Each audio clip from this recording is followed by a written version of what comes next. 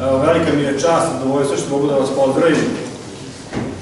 Pre svega da se zahvalim predsedniku opštine, gospodinu Radivoju Paroškom, što je prepoznao i što prepoznaje značaj ovog jubileja i što pomaže da negujemo kulturu sećanja. Također bih se zahvalio predsedniku udruženja Srbijanski Srbobranski, Savi Radonjiću i mladom Radoslavu Subiću, koji je zajedno sa mnom napravio ovu izložbu. Vrlo tako ću reći da revolucija je počela u Evropi i prošla je cijelu Evropu, imala je karakter ukidanja feudalizma, ukidanja kmetstva.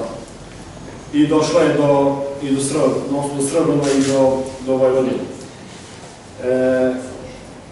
Taj ukidanje feudalizma je trebalo da se desi kroz izgradnju nacije. Paneli su malo opširniji, ali oni ne govore samo o opštim stvarima toka revolucije, nego govore o imenima i prezimenima samih ljudi koji su bili učesnici ovih događaja u Srbiji. To su naši preci i ovde možemo da vidimo njihove imena i prezimena, ko su bili, šta su radili i šta su postigli u ovim borbama za slobodu. Srbin u tim događajima imao prvorazredni značaj.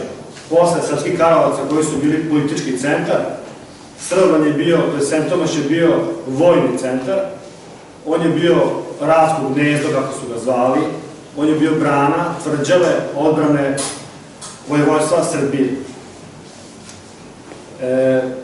U njemu su, on je na neki način simbol jedinstva srpskog naroda. U njemu su se borili ruku pod ruku Srbi iz Šumadije, Srbi iz Crne Gore, to je Hercegovine, Srbi iz Baranje.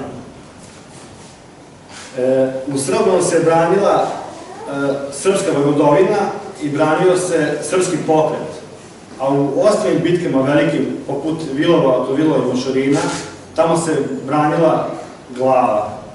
To je ono što je značaj Srbona. U Srbonu se branio pokret. Kada je Srbon pao, pao je srpski pokret, pala je srpska vojvodina. Srbranci, mladi, stari, žene i deca su bili veoma disciplinovani, vispreni i hrabri. Zbog takve njihovog ponašanja i stava, oni su u 3 napada sačuvali Srban od požara i od uništenja.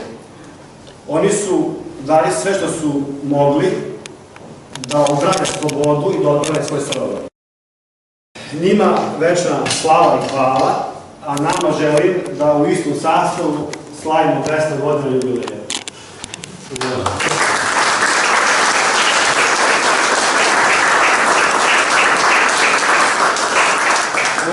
Početak izložbe, kako prati hronološki